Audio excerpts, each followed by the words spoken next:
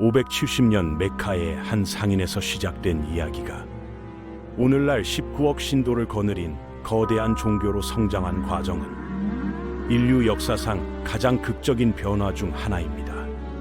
단순한 종교의 전파를 넘어서 이것은 문명과 문명이 충돌하고 융합하며 새로운 세계 질서를 만들어낸 장대한 서사시죠. 아라비아 사막 한복판에서 시작된 하나의 종교가 어떻게 대서양에서 인도양까지 세계 절반을 정복했는지, 이제 이 놀라운 변화의 여정을 따라가 보겠습니다. 무함마드라는 이름의 상인이 히라 동굴에서 천사 지브릴의 계시를 받던 610년, 그 누구도 이 사건이 세계사를 바꿀 것이라 예상하지 못했습니다. 당시 아라비아 반도는 로마와 페르시아 같은 강대국들 사이에 끼인 변방 지역에 불과했거든요. 하지만 무함마드가 전한 메시지는 단순히 종교적 가르침을 넘어서는 혁명적 내용이었어요. 그의 핵심 메시지는 무엇이었을까요? 바로 신의 절대적 유일성과 인간의 완전한 복종을 의미하는 이슬람이었습니다. 이 개념은 당시 다신교가 지배적이던 아라비아 사회의 근본적 변화를 요구했죠. 처음에는 가족과 친구들에게만 조용히 전해지던 이 메시지가 점차 공개적으로 선포되기 시작했습니다. 무함마드의 공개 설교는 예상대로 기존 권력층의 강한 반발을 불러일으켰어요. 특히 그의 부족인 쿠라이시족은 새로운 종교가 자신들의 경제적, 정치적 기반을 위협한다고 판단했습니다. 메카는 당시 중요한 무역 중심지였고, 다양한 신들을 모신 카바 신전은 순례객들을 끌어들이는 경제적 자산이었거든요. 이러한 갈등 속에서 지하드라는 개념이 형성되기 시작해요. 많은 사람들이 오해하는 것과 달리 지하드는 두 가지 차원을 가지고 있었습니다. 첫 번째는 개인의 내적 투쟁, 즉 신앙인으로서 올바른 삶을 살기 위한 정신적 노력이었어요. 두 번째는 신앙 공동체를 보호하기 위한 물리적 투쟁이었죠. 632년 무함마드의 죽음은 새로운 전환점이 되었습니다. 그의 가장 가까운 동료 중 한 명인 아부 바크르가 초대 칼리프로 선출되면서 이슬람은 종교를 넘어 정치적 실체로 발전하기 시작했어요. 칼리프 제도의 확립은 이슬람이 단순한 종교 운동에서 국가적 차원의 조직으로 성장했음을 의미했습니다. 아부 바크르와 그의 후계자 우마르의 지도하에 일어난 정복 전쟁은 역사상 가장 빠른 영토 확장 중 하나였어요. 아랍 군대가 사산 제국과 동로마 제국을 상대로 거둔 승리는 단순한 군사적 우위 때문만은 아니었습니다. 두 강대국이 수십 년간의 상호 전쟁으로 국력이 소진된 상태였고, 아랍 군대는 새로운 종교적 열정으로 무장한 상태였거든요. 정복된 지역에서 이슬람의 통치 방식은 놀랍도록 관용적이었습니다. 레반트, 시리아, 이집트, 페르시아의 기존 주민들 대부분은 기독교도, 유대교도, 조로아스터 교도였는데, 이들은 디미라는 보호받는 지위를 부여받았어요. 세금을 납부하는 조건으로 종교의 자유가 보장되었고, 강제 개종은 거의 이루어지지 않았습니다. 이러한 관용 정책은 실용적 이유도 있었어요. 정복 초기 무슬림은 소수였고, 기존 행정 시스템과 전문 인력에 의존할 수밖에 없었거든요. 또한 이슬람의 교리 자체가 경전의 백성에 대한 존중을 강조했기 때문이기도 했습니다. 그런데 이슬람 내부에서는 심각한 분열이 일어나고 있었어요. 656년 제3대 칼리프 우스만의 암살은 이슬람 역사상 첫 번째 내전인 피트나를 촉발했습니다. 예언자의 사촌이자 사위인 알리와 우스만의 사촌 무아위야 사이의 권력 투쟁은 단순한 정치적 갈등을 넘어서는 의미를 가졌죠.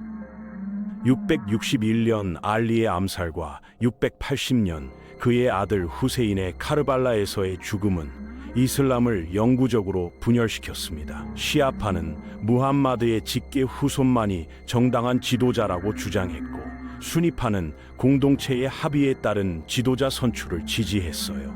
이 분열은 오늘날까지도 이슬람 세계의 주요 갈등 요소로 작용하고 있습니다. 우마이야 왕조의 등장은 이슬람 제국의 새로운 국면을 열었어요. 다마스쿠스를 수도로 한 이들은 더욱 체계적인 정복 사업을 추진했습니다. 특히 주목할 만한 것은 북아프리카 정복이었죠. 베르베르 부족들의 개종은 이슬람 확산에 새로운 동력을 제공했고, 이들 중 타리크라는 지도자가 이베리아 반도 정복을 이끌었습니다.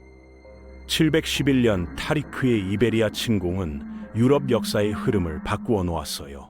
서고트 왕국의 몰락과 함께 아란달루스라는 새로운 이슬람 문명이 탄생했죠. 지브롤터라는 지명 자체가 자발 타리크, 즉 타리크의 바위에서 유래된 것입니다.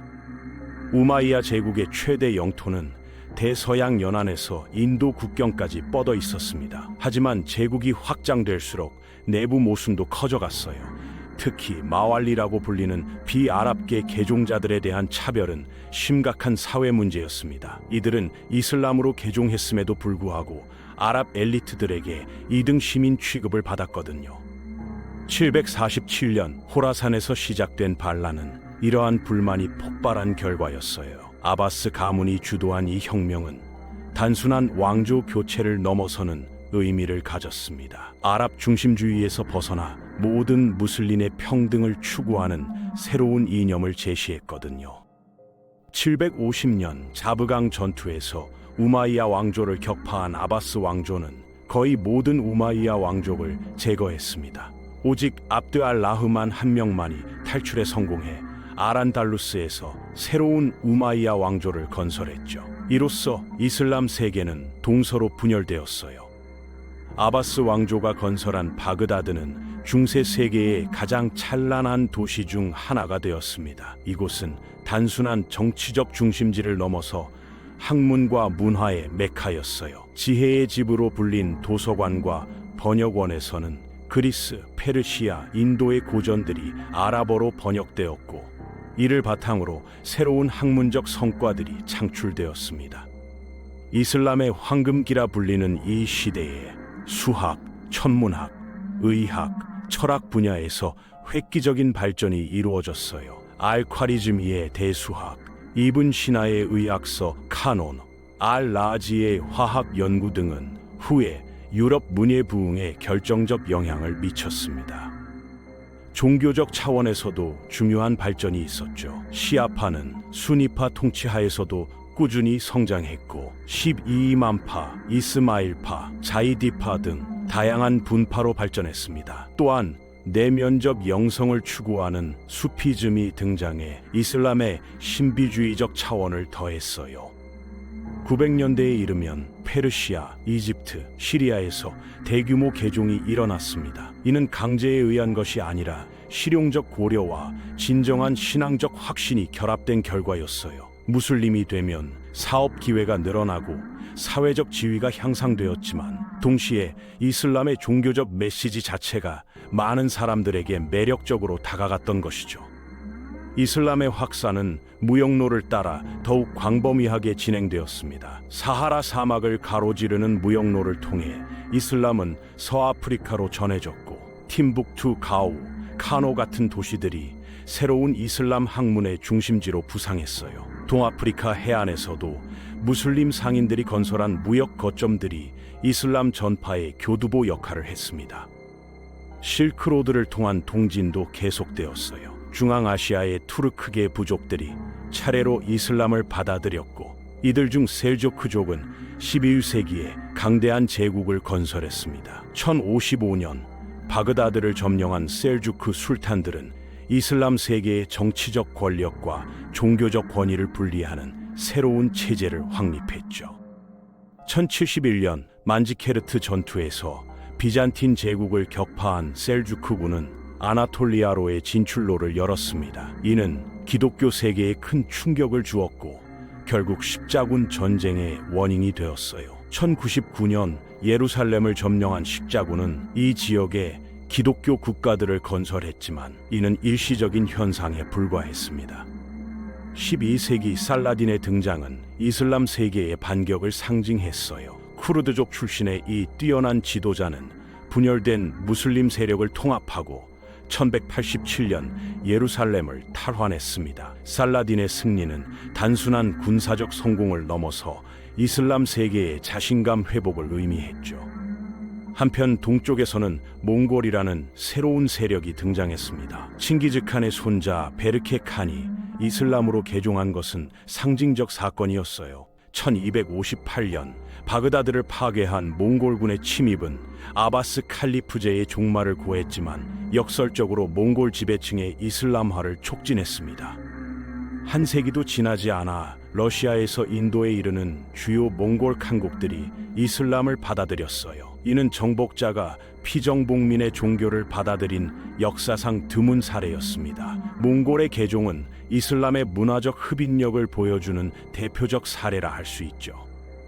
동남아시아에서도 이슬람의 영향력이 꾸준히 확산되었습니다. 1267년 수마트라의 사무데라 파사이 술탄국 건국을 시작으로 1414년 말라카 술탄의 개종, 1478년 자바의 대학 술탄국 건설 등이 이어졌어요. 이 지역에서 이슬람은 주로 평화적 방법으로 전파되었고 기존의 힌두 불교 문화와 독특한 융합을 이루었습니다. 14세기 아나톨리아에서 시작된 오스만 제국의 부상은 이슬람사의 새로운 장을 열었어요. 오스말 1세의 작은 공국에서 시작된 이 제국은 점진적 확장을 통해 발칸 반도까지 영토를 넓혔습니다. 오스만 제국의 특징 중 하나는 정복지 주민들의 자발적 개종을 유도한 것이었죠. 1453년 콘스탄티노플 정복은 중세사의 마침표였습니다. 1000년 이상 기독교 세계의 중심지였던 이 도시가 이슬람 제국의 수도가 된 것은 상징적 의미가 컸어요. 술탄 메흐메드 2세는 정복자라는 칭호를 얻었지만 동시에 기존 종교와 문화에 대한 관용 정책을 유지했습니다.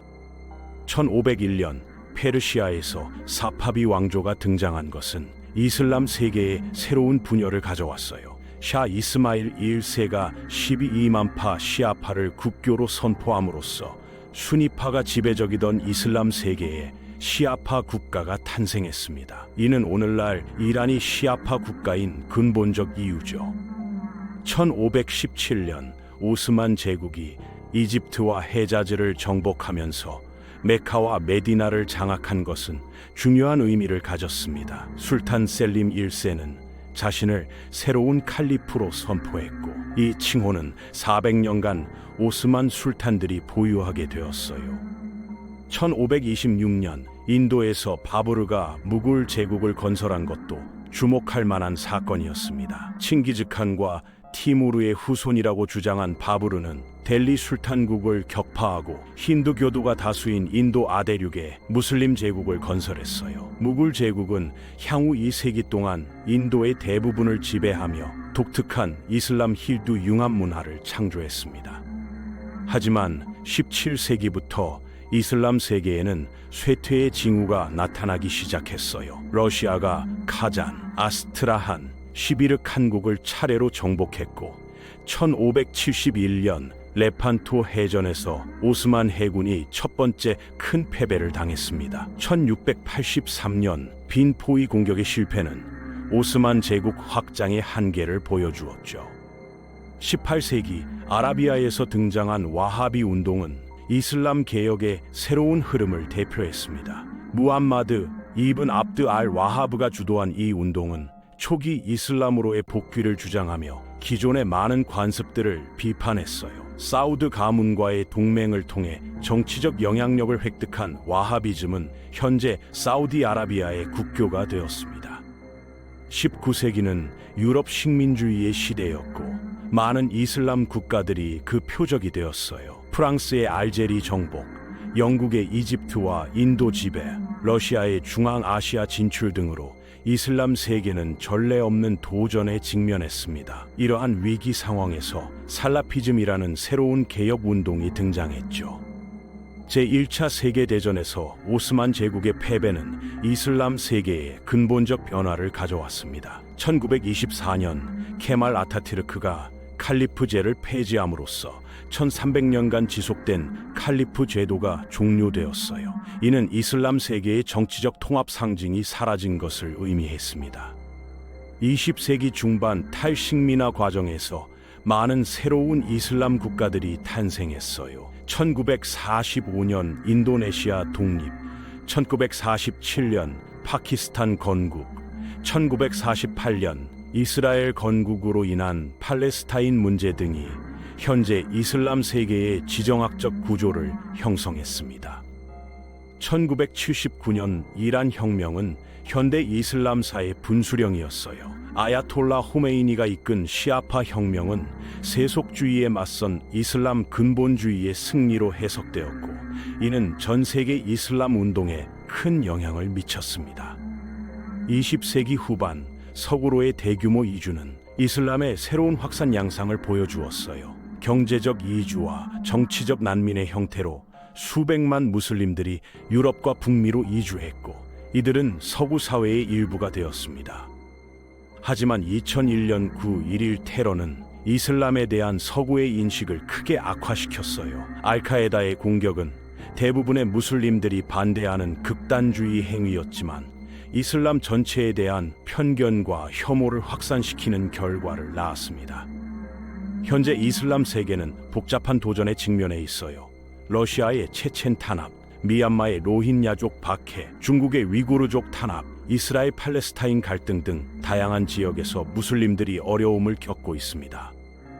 하지만 1400년의 역사를 통해 이슬람은 놀라운 적응력과 회복력을 보여왔어요. 아라비아 사막에서 시작된 작은 종교 운동이 세계적 문명으로 성장한 과정, 몽골 침입과 십자군 전쟁 같은 위기를 극복한 경험, 그리고 현재도 계속되는 문화적 창조력은 이슬람의 역동성을 증명합니다. 오늘날 19억 무슬림들은 인도네시아에서 모로코까지, 러시아에서 나이지리아까지 전 세계에 걸쳐 살아가고 있어요. 이들은 각기 다른 언어와 문화를 가지고 있지만 하나의 종교적 유대로 연결되어 있습니다. 이슬람의 미래는 이러한 다양성 속에서 통합을 이루어내는 능력에 달려 있을 것입니다.